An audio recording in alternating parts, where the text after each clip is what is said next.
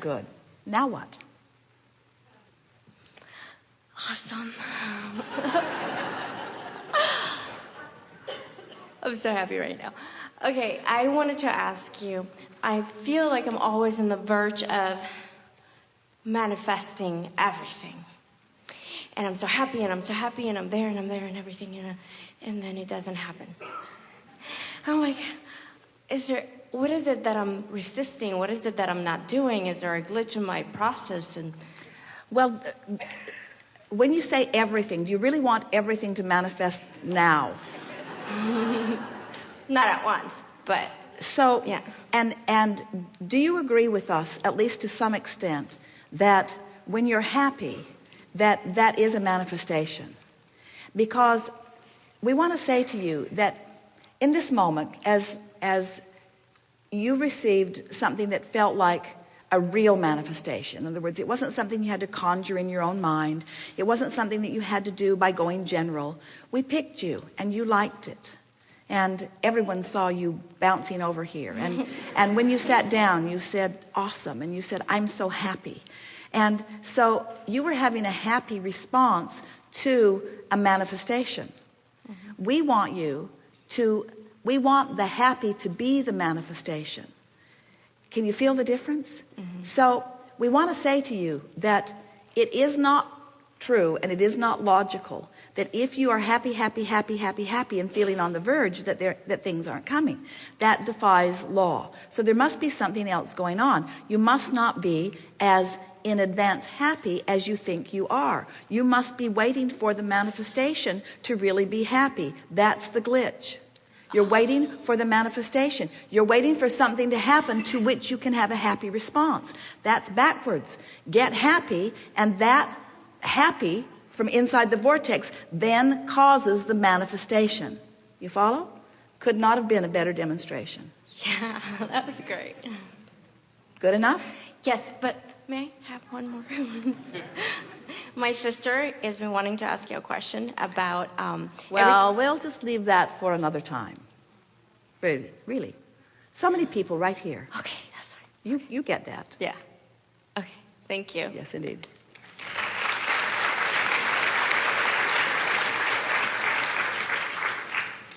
Yes.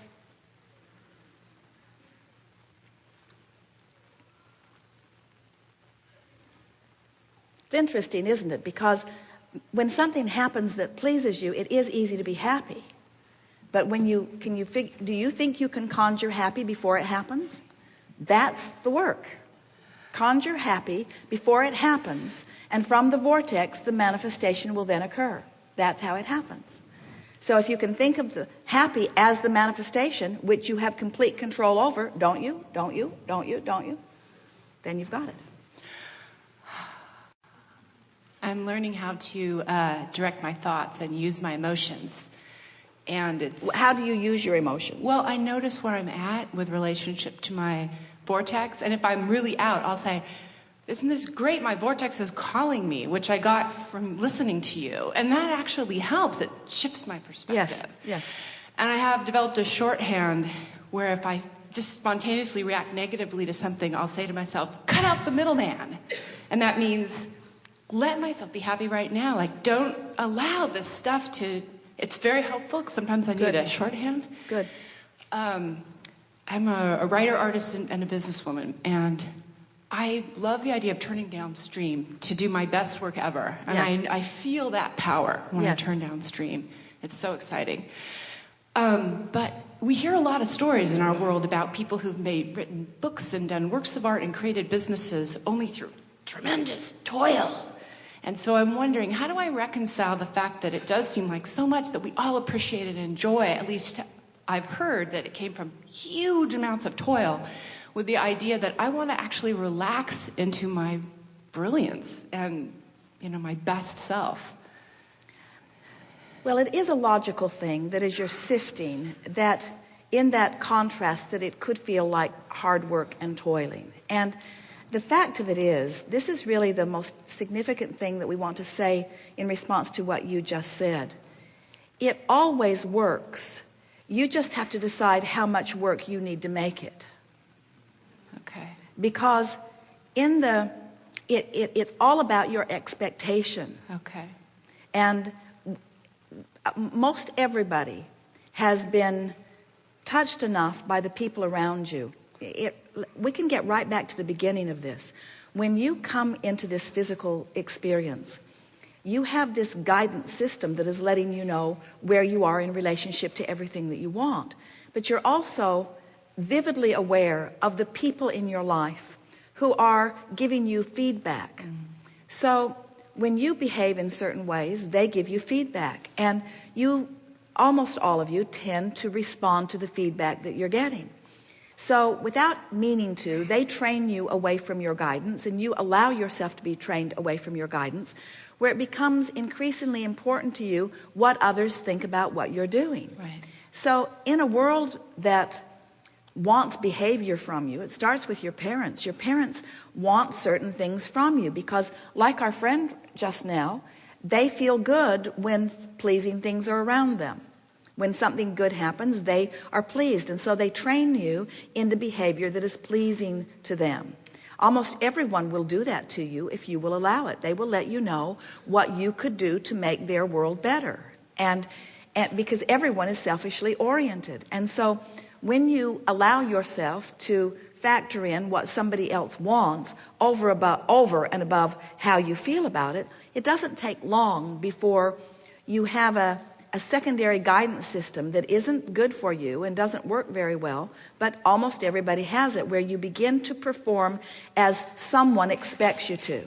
So first it's parents, and then it's peer group, and then it's educators, and then it's society. In other words, it's whatever group you're running in that they develop all of these philosophies. We talked about this just a little bit ago, about how complicated all that thought can be. And what should we even call the energy? What is it, Reiki? What, as everyone's jockeying for powerful position, because most are forgetting that their powerful position is one of alignment, and that it is easy to get into that powerful position of alignment where you are allowing the cooperative universe to yield to you. So when you are standing in your physical space and observing what's going on around you, we said earlier how interesting and intoxicating and enticing it is, because there is so much texture, there is so much vividness about this physical world in which you are living. And so things that are manifesting are interesting, they are compelling. Where we keep talking about this vortex of creation, and it's a concept, but your vortex, you can't see what's in there. You can't hear what's in there, especially in the early stages of even acknowledging that it exists. It's only a feeling place. It's an emotional place that has the ability, once you resonate long enough with the emotion of it, once you tune yourself to that emotion of that vortex, it will begin to create manifestations that are seeable, hearable, tastable, smellable, touchable. But in the beginning, it's only the feeling of it. So the picture that we would like to give all of you is that if you are willing to set aside for a little while your need to please others and to see their pleasing response, and instead you will trust this process that we're talking about, as you've already discovered, that you can feel your way into this good feeling place. And this is the statement that is so exciting to speak that we want to shout it to you. Your vortex will arrange the manifestations, the pleasing manifestations. That's the best way of saying it. The cooperative components will begin to reveal themselves to you. Now, is it because the vortex has the power of revelation? No, it's because in your resonance with the vortex, you have the power of interpretation. You have the power to see it and hear it. So you're in the right place at the right time. You're intuitively moving about. You're rendezvousing with exactly what you need when you need it. And this feeling of worthiness just sweeps over you as you feel the comfortable path of unfolding that you're upon, where everything, each and everything, anything and everything that you need is just presented to you, not all at once, like you think you might want, not all at once, but incrementally, so that you can digest it and devour it and enjoy it. You don't want to eat all your food all at once either. Right. If everybody brought the food for the rest of your life to that buffet today, it would be unpleasant. It's so nice that you're just going to eat what you want today. And that's the way these manifestations are. So what have we just discovered? What have we just conveyed to you? So you do the vortex work because you care about how you feel, and you make how you feel the manifestation that you're looking for, because you have complete control over that right here and now. And you do it often enough that you find pretty steady, ready resonance with your vortex, and then all of the things that you've put into the vortex, now because of your state of resonance and alignment, begin to reveal themselves to you in the form of manifestation. And people who are watching you say, "What kind of magic pill did you take?" And you say, "I discovered what true manifestation is, gave it my undivided attention, and now the cooperative universe is yielding to me in specific detail each and everything that I've ever asked for." That's the way that it works. That's great. I'm experiencing that. Yes. Thank you. Yes, indeed.